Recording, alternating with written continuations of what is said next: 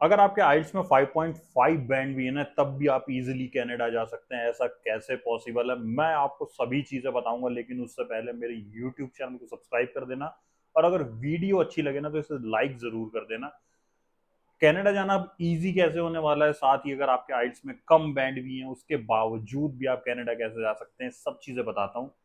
पहली बात क्या है कि कनाडा ने रूल्स अपने इतने स्ट्रिक्ट कर दिए हैं कि उसके बाद लोगों के लिए कनाडा पहुंचना बहुत मुश्किल हो गया है। लेकिन यही रूल्स कुछ बच्चों के लिए बहुत पॉजिटिव साउंड करने वाले हैं, खासकर ऐसे स्टूडेंट जो 5.5 बैंड में भी जाने वाले हैं।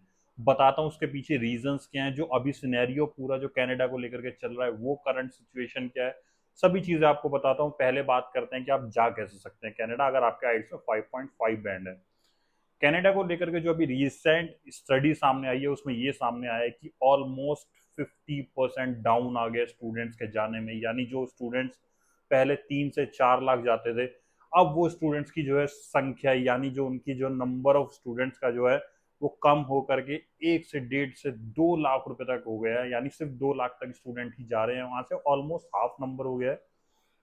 उसके पीछे रीजंस क्या है, कनाडा ने अपनी पॉलिसीज में बहुत ज्यादा चेंज किया, स्पेशली इमिग्रेशन पॉलिसीज में। जैसे अगर आप पहले कनाडा जाते थे तो आपको 6.5 बैंड तो मिनिमम चाहिए ही होते थे, लेकिन अब 5.5 वाले भी बहुत सारे ऐसे बच्चे हैं, खासकर पंजाब के स्टूडेंट्स जिनको वीजा मिल गया है। कैसे मिला है उसके बारे में बताता हूँ। एक्चुअली जब पहले स्टूडेंट्स जाते थे उनकी सबसे पहली प्रायोरिटी क्या होती थी, वो होती थी कनाडा। उसके पीछे रीजंस क्या होते थे, जो पीछे जो टाइम था उसमें 2020 2021 में कोविड पीक पर था, स्टूडेंट्स की पहली चॉइस कनाडा बन गया था क्योंकि इमिग्रेशन सिर्फ वहीं पे ही ओपन था। यूके ने बंद कर दिया था, ऑस्ट्रेलिया ने तो बिल्कुल मतलब इतना ज्यादा रूल्स स्टिक कर दिए थे कि आपके लिए जाना ही मुश्किल हो गया था। इसी के साथ न्यूजीलैंड के साथ भी ऐसा था, न्यूजीलैंड ने तो बिल्कुल ये इमिग्रेशन पे रोक लगा दी थी, इंटरनेशनल स्टूडेंट्स वो लोग एक्सेप्ट ही नहीं कर रहे थे। इसलिए कनाडा का जो इमिग्रेशन था वो ऑलमोस्ट पीक पे था। लास्ट ईयर की जो रिपोर्ट बताती है वो ये बताती है कि ऑलमोस्ट 4.5 लाख बच्चों को कनाडा ने स्टूडेंट वीजा दिया था। इमिग्रेशन डिपार्टमेंट की रिपोर्ट है। लेकिन उसमें से करीब 2.5 लाख जो बच्चे थे वो इंडियंस थे। यानी 4.5 लाख में से 2.5 लाख सीधा इंडियंस, ऑलमोस्ट 50% ये आंकड़ा था। लेकिन अब ये बहुत कम हो गया है। उस वो कम होने के पीछे रीजन क्या है, एक तो जो पंजाब और हरियाणा दो बेल्ट्स ऐसी हैं जो मोस्टली कनाडा जाती थी, उनका इंटरेस्ट कनाडा में कम हो गया क्योंकि इमिग्रेशन को लेकर के पीआर के रूल्स बहुत स्ट्रिक्ट कर दिए कनाडा ने। पीआर आपको मिलना बहुत मुश्किल हो गया, ऐसा नहीं है कि इम्पॉसिबल है, मिल रही है आज भी लोगों को, लेकिन बहुत मुश्किल हो गया है। दूसरा, लिविंग कॉस्ट इतनी हाई है।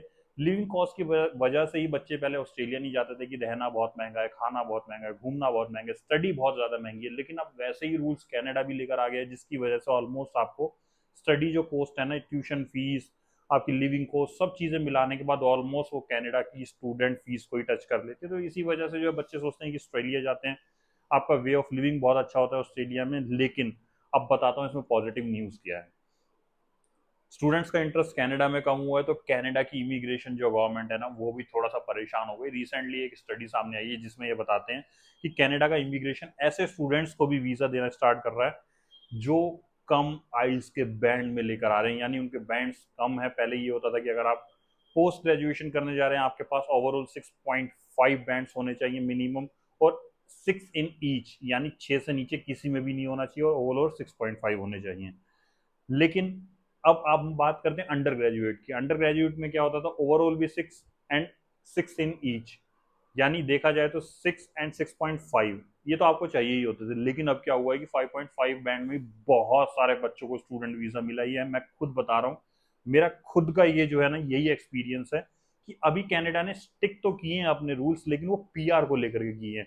बच्चे तो उनको चाहिए ही क्योंकि उनकी इकोनॉमी जो है, एक बहुत बड़ा कंट्रीब्यूशन रहता है कि इंटरनेशनल स्टूडेंट्स आते हैं, अच्छा खासा पैसे देते हैं, तो उसके बाद उनकी इकोनॉमी जो है ना वो इसी पे डिपेंडेंट है, तो उनके लिए बंद करना बहुत मुश्किल है।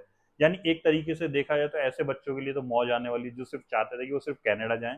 उन्हें इसको लेकर के कोई ऐसी प्रॉब्लम नहीं होती थी कि भाई मुझे कनाडा या जर्मनी या यूएस या यूके जाना है, लेकिन उनकी फर्स्ट प्रायोरिटी अगर कनाडा होती थी।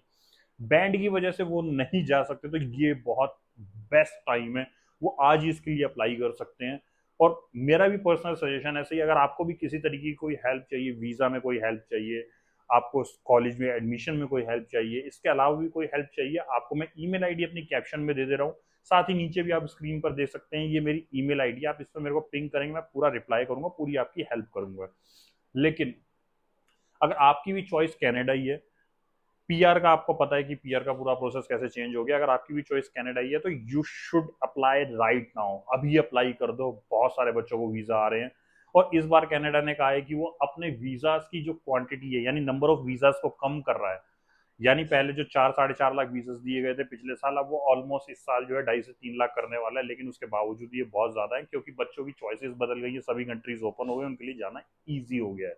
आपको ये वीडियो कैसा लगा कमेंट सेक्शन में जरूर बताइए, साथ ही मेरे वीडियोस को लाइक करना ना भूलें, और कोई भी सवाल है तो बेझिझक पूछ लेना, कमेंट कर देना, नीचे मेल आईडी दी है, मेल आईडी पे पूछ लेना, और मेल आईडी पे ही आपको मेरा नंबर भी मिल जाएगा।